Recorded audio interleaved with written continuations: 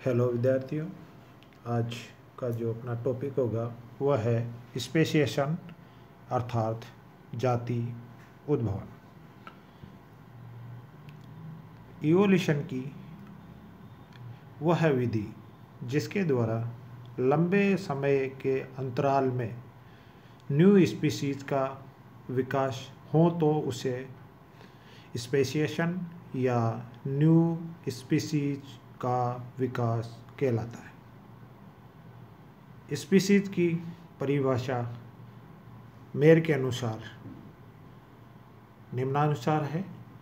Genetic population के प्राणी जो आपस में प्रजनन कर सकते हैं और दूसरे ऐसे समूह के प्राणियों से जो आपस में प्रजनन करें या प्रजनन के हिसाब से अलग रहे और उत्पन्न संतति अपने पेरेंट से मिलती है, उन्हें स्पीसीज कहते हैं। समय के साथ साथ एवं अलग अलग वातावरण में इनमें से कुछ प्राणी अलग हो जाते हैं तो पृथक्करण कहलाते हैं, जिसमें यह डेथ हो सकती है, पुनः अपने पेरेंट्स स्पीसीज से मिल सकते हैं, न्यू स्पीसीज बना सकते हैं।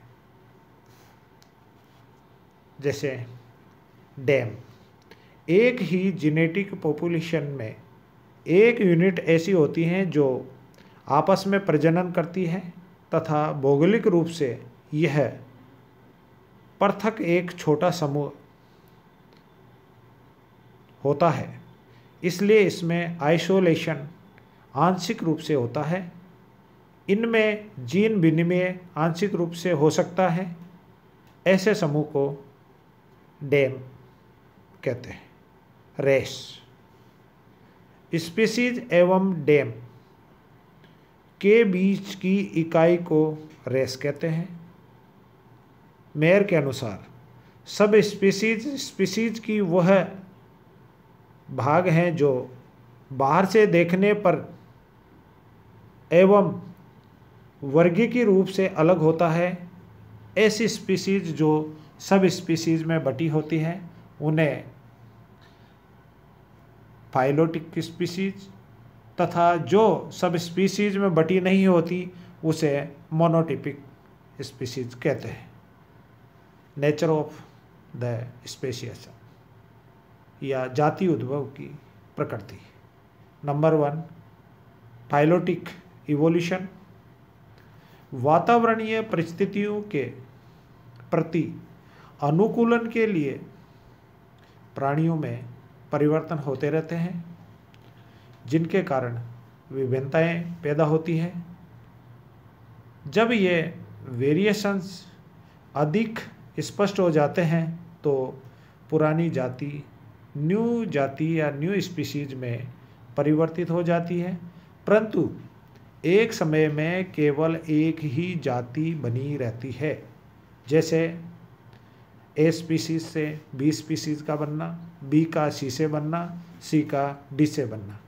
इस क्रिया को ट्रांसफॉर्मेशन कहते हैं। यह विकास के प्रमाण जीवाश्म विज्ञान में बहुत मिलते हैं।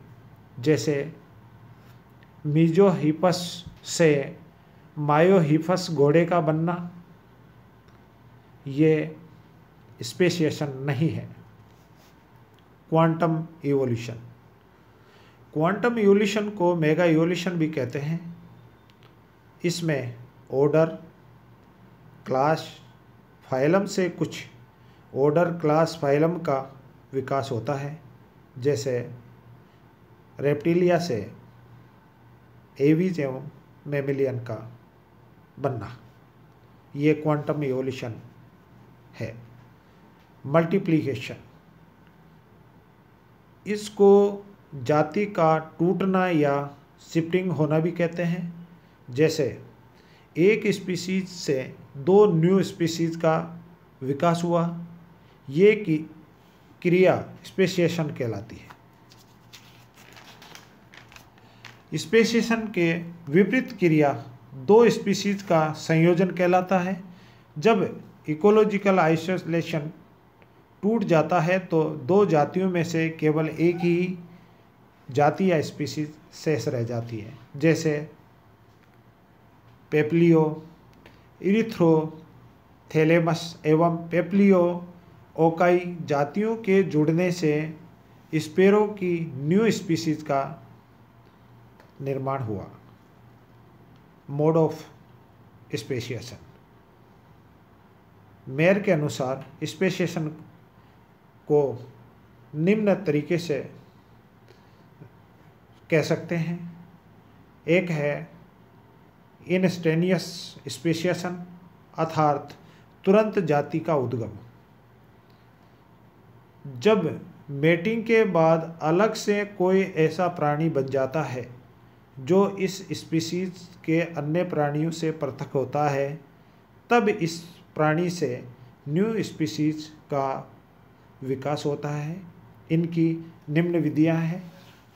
नंबर 1, सिंपल म्यूटेशन, अर्थात साधारण उत्परिवर्तन,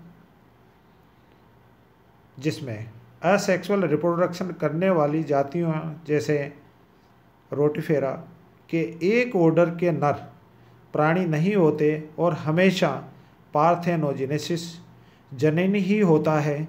फिर भी इस ऑर्डर में एक अनिश्चित पूर्व जाति से 200 विभिन्न जातियों की उत्पत्ति हुई।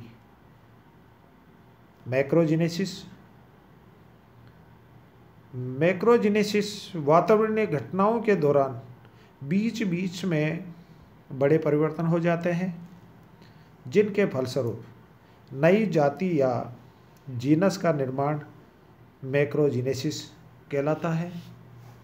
Next, chromosomal mutation. Chromosomal mutation को हम दो प्रकार से बांट सकते हैं। क्रोमोजोमल में जीनों की व्यवस्था में परिवर्तन, जैसे डिलीशन, डुप्लीकेशन, इन्वर्जन इत्यादि प्रक्रिया का होना। क्रोमोजोमल की संख्या में परिवर्तन,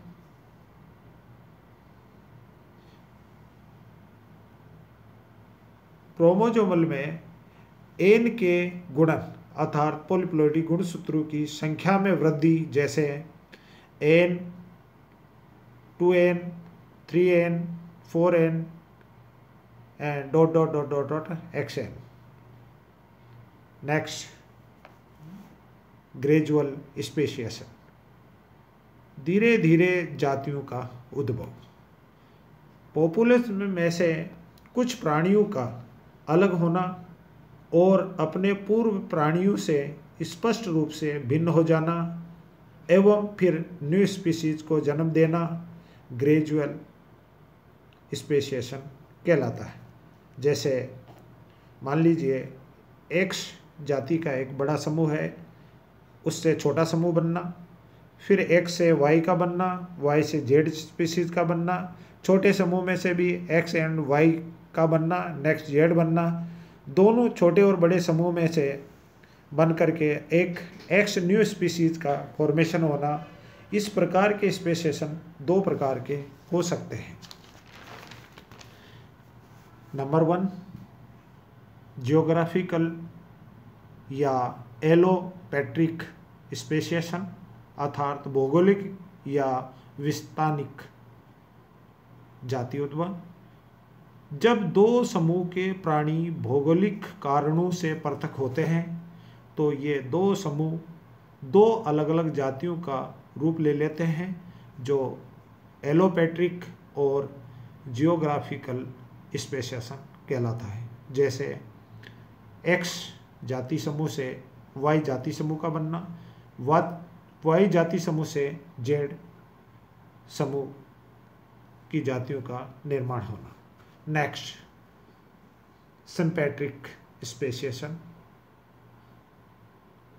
सिम्पेट्रिक स्पेसिएशन में एक ही जियोग्राफिकल क्षेत्र पर रहते हुए जब दो समूह आपस में प्रजनन नहीं कर पाते तो उसे सिम्पेट्रिक आइसोलेशन कहते हैं, जो इकोलॉजिकल, इथोलॉजिकल एवं फिजियोलॉजिकल कारणों से अलग अलग रहते हैं। बाद में ग्रुप्स अलग अलग जातियों में के रूप में विकसित हो जाते हैं। इसी तरह की जाति के विभाजन को सिम्पेट्रिक स्पेसिएशन कहते हैं तथा इनमें से बनी स्पीसीज को सिम्पेट्रिक स्पीसीज कहते हैं। जैसे एक्स जाति का समूह जिससे आर जाति समूह का बनना, एस जाति समूह का बनना, वाई जाति समूह का बनना, ये सब कुछ जेनेटिक आइसोलेशन की प्रक्रिया है। सिम्पेट्रिक एवं एलोपेट्रिक स्पेसिएशन में जो विभिन्नता है वो निम्नानुसार है। एलोपेट्रिक सिद्धांत के अनुसार बाह्य कारक एक जीन पूल को कई जीन पूलों में तोड़ देता है, जिससे पॉपुलेशन अलग होकर अलग अलग भौगोलिक क्षेत्र में बढ़ जाती हैं। जबकि सिम्पेट्रिक स्पीसीज में इकोलॉजिकल कारणों से जीन पूल में विघटन होता है, जो भौगोलिक आइसोलेशन के बाद होता है। Thank you.